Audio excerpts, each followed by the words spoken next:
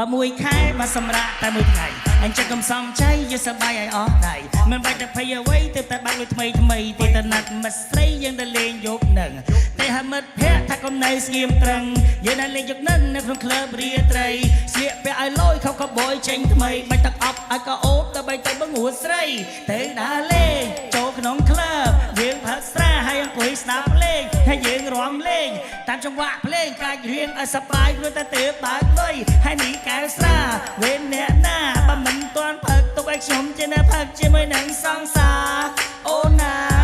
ផឹកតែកុំគិតអីណាពិសីព្រោះបងទើបបើកលុយសងគេបើកលុយសងគេបើកលុយសងគេបើកលុយសងគេបើកលុយសងគេបើកលុយសងគេយកបើកលុយកុំលេចសងគេ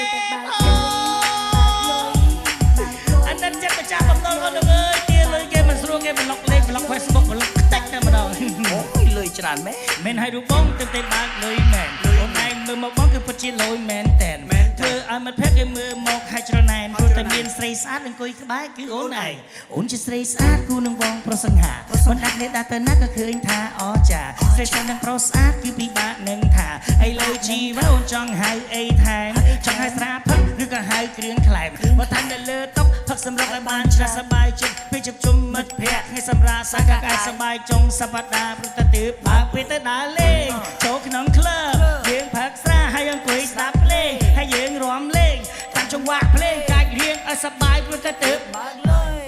បើកលុយសងគេបើកលុយសងគេបើកលុយសងគេបើកលុយសងគេបើកលុយសងគេបើកលុយសងគេយកបើកលុយកុំលេចសងគេហើយសុំញ៉ាជួយទៅដល់ម្ចាស់បំណុលទាំងអស់គ្នាដែលតែទៅទាលុយគេអត់ដែរបាទបើកលុយតោះជុលកៅមួយសុំជុលមើលបងប្អូនសុំជុលមួយពីចម្ងាយជុលមើលបងប្អូនទាំងអស់គ្នា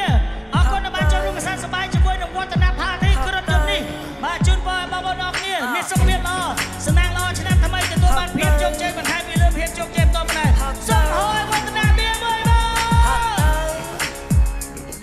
លើកដៃមួយជំនួយឲ្យសាច់ស្អាតបើផឹកបានតិចនោះពិតជាត្រូវខាតកុំគិតថារឿងខាតផឹកល្មមមកសប្បាយកុំមកតែភ្លេចខ្លួនប្រយ័ត្នតែអស់ប្រាក់ខែដល់ពាក់កណ្ដាលខែប្រកាសជាដាច់បាយកុំតាំងយំស្ដាយព្រោះទៅ